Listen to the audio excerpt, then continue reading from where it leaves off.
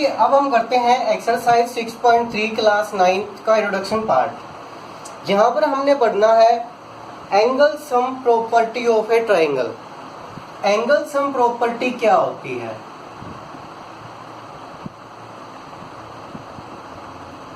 बिल्कुल सिंपल है कि एक ट्रायंगल के तीनों एंगल का जो सम होता है वो 180 डिग्री होता है। ये बात आपको 6th क्लास में बता दी जाती है कि एक ट्रायंगल के तीनों एंगल का सम कितना होता है, 180 डिग्री होता है। ठीक है।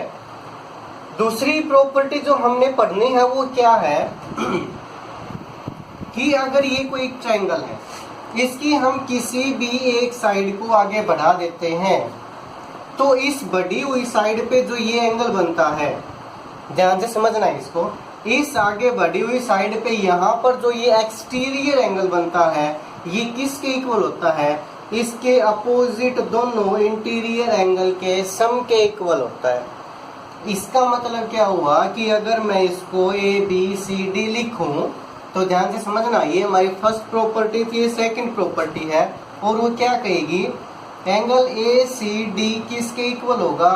Angle CAB plus angle ABC। ये एंगल इक्वल होगा इस एंगल और इस एंगल के सम के इक्वल होगा।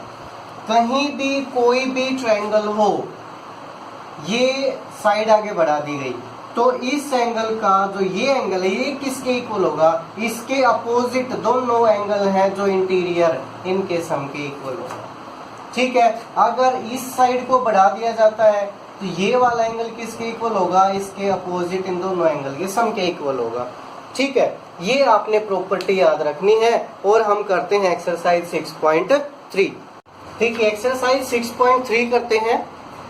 फर्स्ट क्वेश्चन क्या लिखा हुआ है कि angle RPS 135 degree, angle PQT angle 110 degree. हमने निकालना है एंगल PRQ, ये वाला एंगल हमें निकालना है। ठीक है, हमने प्रॉपर्टी पढ़ी थी कि अगर हम एक्सटीरियर एंगल लेते हैं तो वो किसके इक्वल होता है? उसके अपोजिट दोनों इंटीरियर एंगल के जोड़ के। तो अब हम इसको कैसे करते हैं, देखिए solution. Angle PQT plus angle PQR is equal to 180 degree. इसका और इसका सम कितना होगा? 180 डिग्री। क्यों होगा? Linear pair. ठीक है, तो ये एंगल 110 डिग्री का गिवन है, PQR हमें निकालना है। तो एंगल PQR हमारे पास आ गया 180 minus 110 is equal to 70 degree. ये वाला एंगल आ गया 70 डिग्री। देखिए आपको प्रत्येक क्वेश्चन इसी प्रकार से करने हैं, लाइन टू लाइन करने हैं। जो कुछ गिवन है वो लिखना है, जिस लिए आप लिख रहे हो वो उसका रीजन भी आपने जरूर देना है। ये हो गया। अब निकालना है एंगल PRQ। क्या होगा angle PRQ? Is equal to, या फिर अगर हम ये लिखें कि angle RPS is equal to angle PQR plus angle PRQ।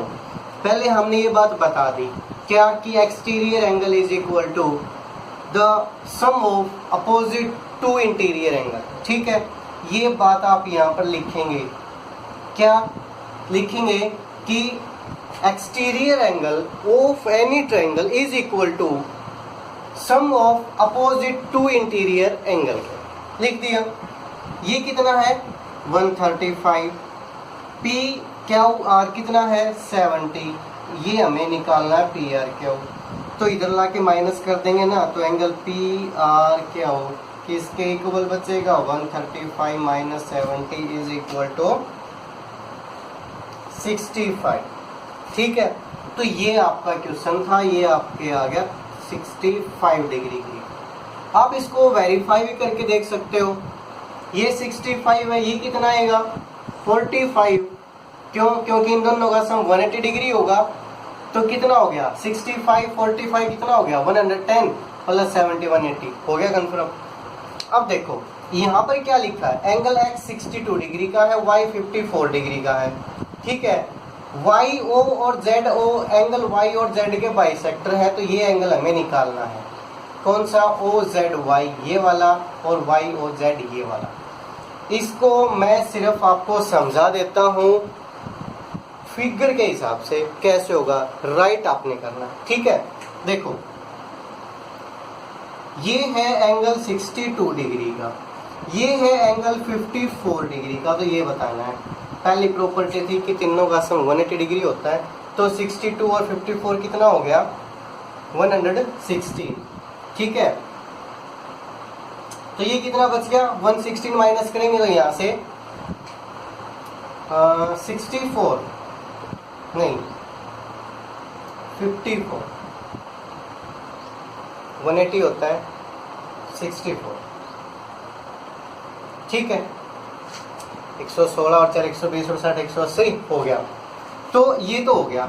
अब ये एक लाइन है जो इसको बाइसेक्ट कर रही है, क्या लिखोगे, x plus Y plus Z equal to 180 then z is equal to 64। क्यों, ब्रैकेट में लिखेंगे sum of angle of a triangle is 180 degree. अब हमने क्या लिखा, Y O is the bisector of angle Y, then Y O Y Z, ये कितना आ जाएगा 27 का, आधा हो गया। फिर लिखेंगे O Z is bisector of angle Z, तो ये भी इसका आधा हो जाएगा, कितना हो जाएगा 64 का आधा 32, तो ये भी कितना आ गया 32। एक तो ये आ गया ओ जेड वाई 32 डिग्री। ठीक है, अब ये बच गया, ये 32 है, ये 27 है, दोनों को जोड़ के 180 में से घटा दो, ये वाला एंगल आ जाएगा। ठीक है, ये आपने करना है। थर्ड क्वेश्चन में क्या लिखा हुआ है कि ए बी और डी ई पैरेलल है। अगर ये पैरेलल है तो ए ई जो लाइन है ये ट्रांसवर्सल बन गई, ये ट्रांसवर्सल होगी तो ये 35, तो ये भी कितना हो गया भाई 35 हो गया। निकालना क्या था आपको, डी सी ई निकालना है, ये एंगल निकालना है, दोनों का प्लस करके 180 में से माइनस कर दो, ये वाला एंगल भी आ जाएगा, कोई ज़्यादा मुश्किल नहीं है। ठीक है, ये भी आपने करना है। क्वेश्चन नंबर 4 करते हैं। देखिए क्वेश्चन नंबर 4 में क्या गिवन है, एंगल आर पी और एस गिवन है, हमने निकालना है एंगल एस क्यू टी, ये एंगल निकालना है। ठीक है, तो इस सम को आप खुद भी सोल्व कर सकते हो, इन दोनों को प्लस करके अगर 180 में से माइनस कर दो तो ये एंगल आ जाएगा 95 और 45 कितना हो गया 135, 135 180 में से माइनस करो कितना आ जाएगा 45। ठीक है, ये 45 है, लिखेंगे इसको कि angle P R T plus angle R P T plus angle P T R equal to 180 degree, यहाँ से एंगल ये आ गया।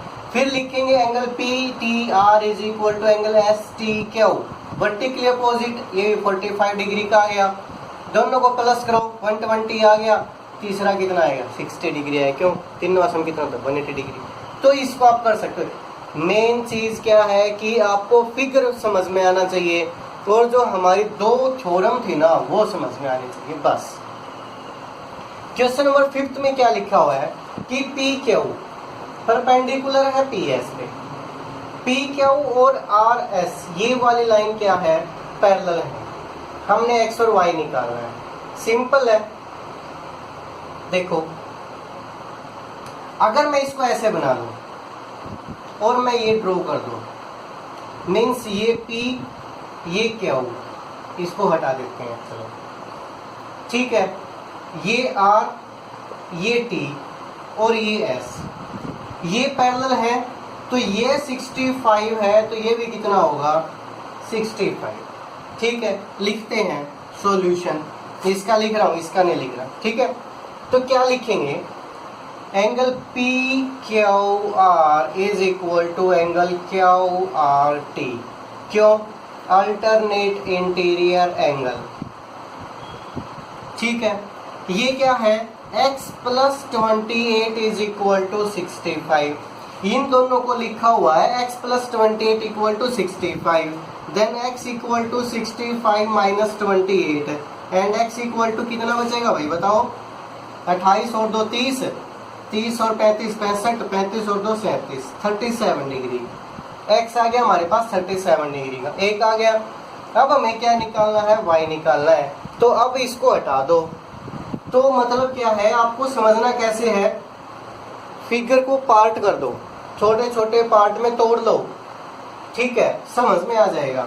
अब देखो, अब ये ऐसे बन गया, ये 90 डिग्री हो गया, ये x की वैल्यू 37 डिग्री आ गई, y की वैल्यू निकालनी है, ये 90 डिग्री है, बस हो गया, ये भी आ गया समझ में।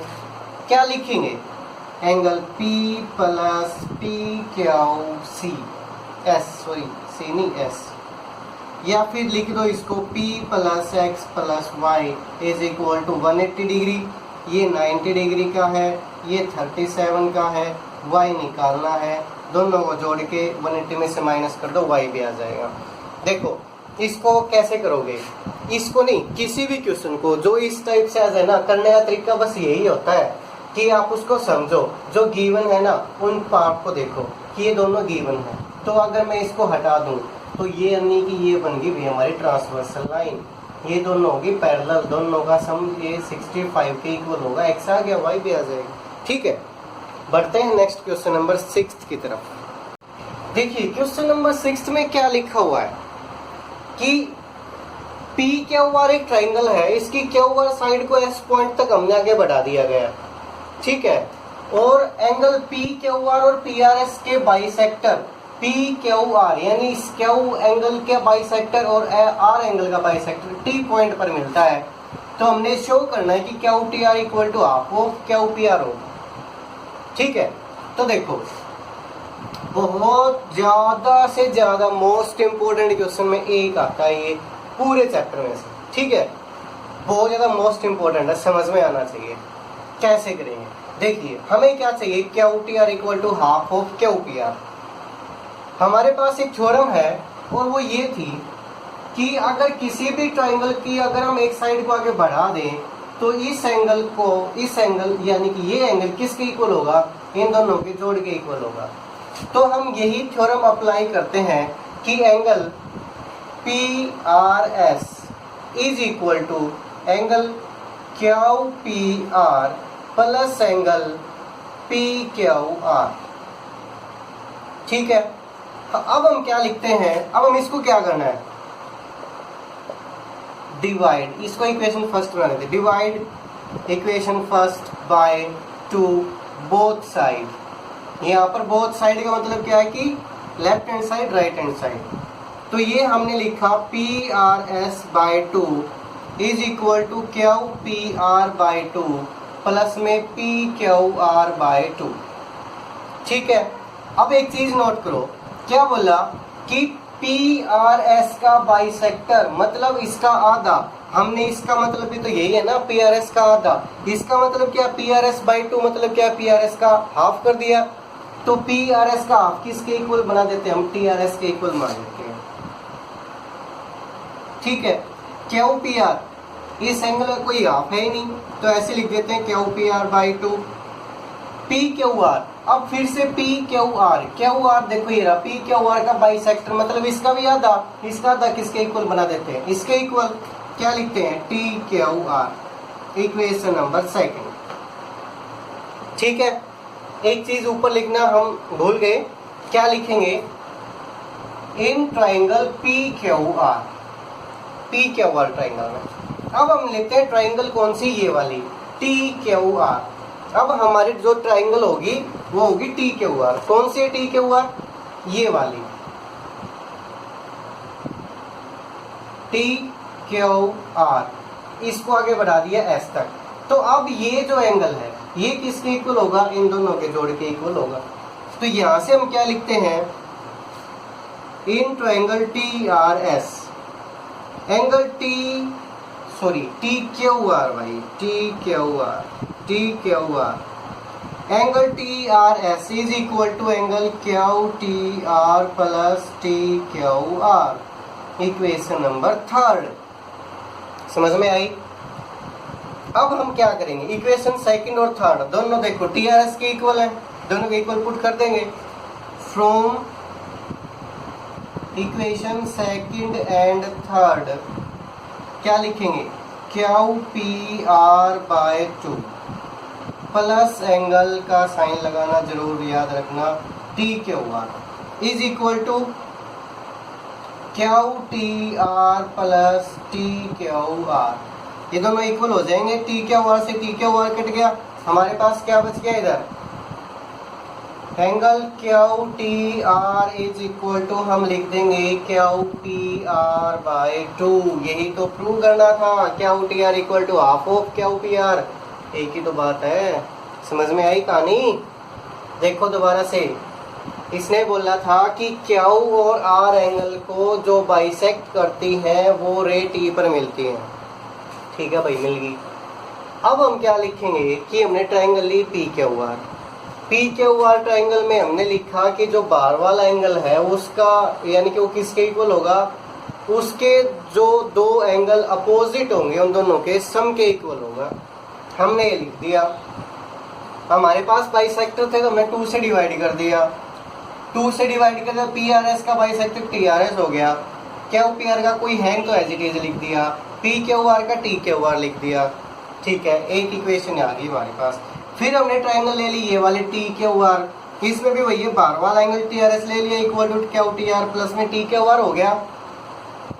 अब दोनों टी आर एस के इक्वल थी, हमने टी आर एस के इक्वल पुट कर दिया तो टी क्यू आर से टी क्यू आर कैंसिल हो गया, जो हमने चाहिए था वो हमारे पास बच गया। इतनी सी बात हमने तो प्रूव करनी थी, ये होगी। तो ये थी आपकी एक्सरसाइज 6.3 और आपका चैप्टर भी कंप्लीट हुआ। एक बार दोबारा से अच्छे से इनकी प्रॉपर्टीज को पढ़ के फिर चैप्टर को दोबारा से अगर करोगे तो डेफिनेटली पूरा समझ में आ जाएगा। फिर भी कोई डाउट है तो आप मेरे से बेझिझक पूछ सकते हो। ठीक है।